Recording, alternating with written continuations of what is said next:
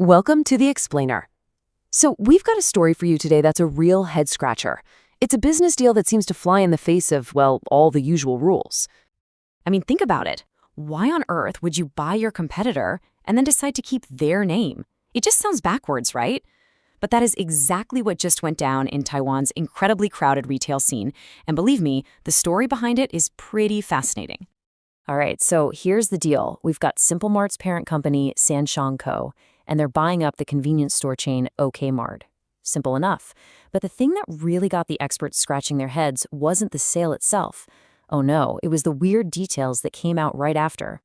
And here's the strangest part. They announced they're going with a dual brand strategy.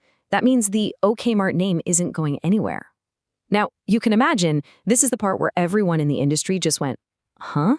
I mean, keeping two brands running usually means more costs, more headaches, and you might even end up competing with yourself. So the big question is, why would you ever do that? Okay, to really get this, we first need to understand who we're talking about here. Because this isn't a story about market leaders. It's a story about two underdogs who've been fighting tooth and nail for years just to stay in the game in a market that is absolutely dominated by giants. So you've got these two companies, and they both took totally different approaches to survival. You have Simple Mart, the neighborhood discounter. Their whole strategy was to be clever, right? They'd set up shop in quiet residential alleys, trying to be closer than a supermarket, but way cheaper than a convenience store. Then you've got OK Mart, always the number 4 guy. They were stuck in this tough spot, never quite having the scale of the big 3, constantly battling for whatever was left over. And really, OK Mart's biggest problem came down to one thing: scale. It just wasn't big enough. When you're up against giants like 7-Eleven and Family Mart, you can't get the same sweet deals from suppliers. You can't invest in the latest tech. It was a constant uphill battle. And honestly, it was a battle they were never going to win on their own. So that brings us back to the big mystery. With all of this context, why would you merge and then keep both names? I mean, Business 101 says you combine everything under one roof, cut your costs, and make things efficient. The whole industry was looking at this deal totally baffled. And this quote from a retail exec pretty much sums up what everyone was thinking. Honestly, I don't see the synergy, you know? When you just look at the spreadsheets and the numbers, it just didn't add up.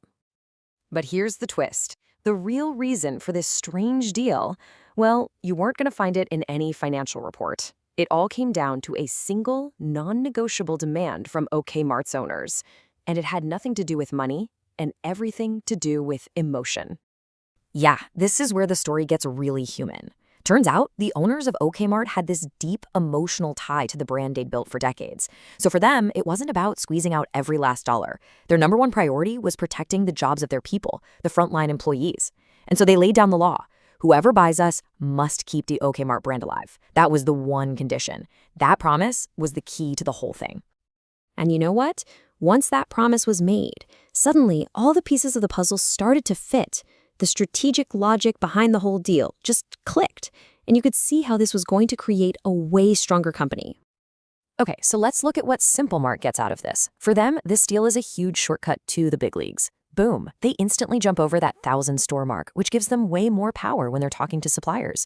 They also get into all these new spots: schools, military bases, places they could never get into on their own. And maybe the biggest win of all? In a market where everyone is desperate for workers, they get hundreds of experienced employees overnight. This one move probably saved them like 5 years of really slow, painful growth. And what about OK Mart? Well, for them, this is a lifeline. It solves their number one problem, that lack of scale, and they get to keep their name. Now they can start stocking Simple Mart's cool stuff, like fresh produce, and they can even tap into the parent company's other food brands. I mean, imagine walking into an OK Mart and grabbing a Napoli pizza. That's a whole new world for them. So let's zoom out. What does this all mean for the bigger picture? This deal is basically a huge signal that the rules of the retail game are changing. It's not just about getting bigger and bigger anymore. Think about it. The market is completely saturated. There are over 14,000 convenience stores in Taiwan now. That's insane. Add in all the pressure from online shopping, and there's no more room to grow in the old-fashioned way. The days of just opening another store on another corner are pretty much over. And that's why people in the industry are calling this a survival layout. See, this move isn't about attacking the big guys head-on. It's a defensive strategy. It's about creating a whole new category of business, something that's more convenient than a supermarket but cheaper than a convenience store. It's about securing your future by basically refusing to play by the old rules.